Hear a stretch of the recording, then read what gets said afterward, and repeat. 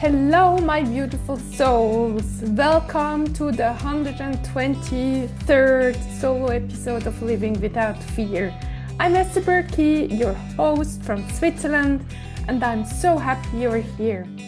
If you're new to my podcast, I'm so grateful you found your way to this space where we speak from the heart, where we don't hide, where we shine in our rawness, in our tears, and in our joy. And if you are a returning listener, thank you for walking with me on this path of growth, vulnerability, and truth. I don't know yet where this episode will lead, but let me start here. When I grew up, I believed I had a normal family. No divorce, no deaths, no big drama. My father was a high school teacher. He was intelligent. I admired that. My mother had her breakdowns, yes, but her depression was never treated. In our family, it wasn't even seen as an illness. My father never thought it was urgent. So my brother, my parents, and we lived with it. It was simply normal that my mother stayed in bed crying the whole day. We went to church every Sunday, and I thought I should be grateful for this family. I had parents who stayed together. I had no reason to complain. But deep down, I always felt something was off. I felt that my parents didn't really love me. I even told them once. Their response? They shamed me. They said I was an ungrateful child. And from that moment on, I believed that I was a bad person. This belief stayed with me for decades.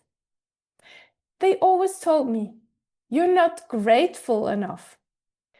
But when I visited other families, I saw something else. Their parents were kind. They showed up. They picked up their children after scout camps. They helped carry their backpacks. They cared if their child had someone to give them a ride home. My parents didn't have a car, but it wasn't just that. They never tried to find a solution. They would say, "You'll find your way home. It's close enough to walk." Or they would tell me to ask around for a ride. I was left to figure it all out on my own. In high school, I became so fearful. I couldn't speak in class. If a teacher tried to talk to me personally, I would cry. I was terrified to tell anyone about my struggles because in my mind, I was the bad person. That's what I had been told over and over again. At 21, I started therapy, but even then I felt ashamed. I told myself, "You had a normal family. There's no trauma to fix." I felt like a traitor talking about my parents in therapy. And when they found out, they blamed me for speaking about them to others instead of coming directly to them. But every time I tried to talk to them, they dismissed my feelings. They said, "We did everything to make you happy. You're wrong." For so many years, I lived with this guilt, the guilt of not being able to see their love, the guilt of being too critical, the guilt of feeling unloved. But here's what I know now. My parents couldn't truly love me because they didn't even know how to love themselves. My father was intellectually brilliant, but emotionally, both my mother and father had stayed stuck at an emotional age of 8. They had no self-awareness. They didn't know how to hold space for another human being's emotions. As I've worked on loving myself, I began to see the truth. Our family was emotionally poor. We were rich in knowledge, rich in morals, but poor in love. My younger brother, who is 4 years younger than me, has spent his life trying to find love and acceptance in religious communities, and still he struggles with loving himself. So, dear listener, if you hear my story and you think, this is me, I feel ashamed because my family wasn't abusive or chaotic, yet I still feel unloved. Please know this. Your feelings are valid. Your thoughts are justified.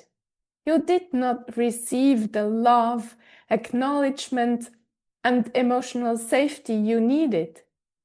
That's why you still struggle with believing you are worthy of love and respect. But you are so worthy.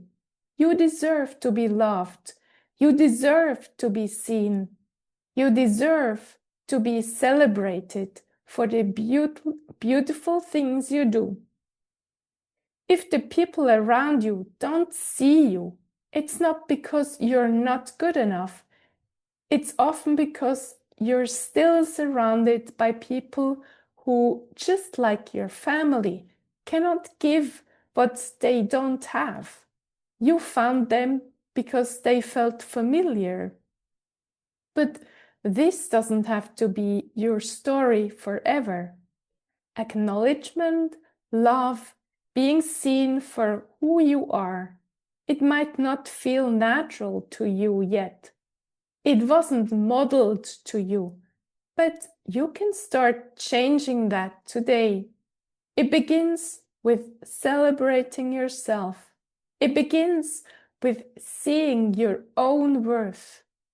The more you build this self-love muscle, the more you will attract people who can love you the way you deserve.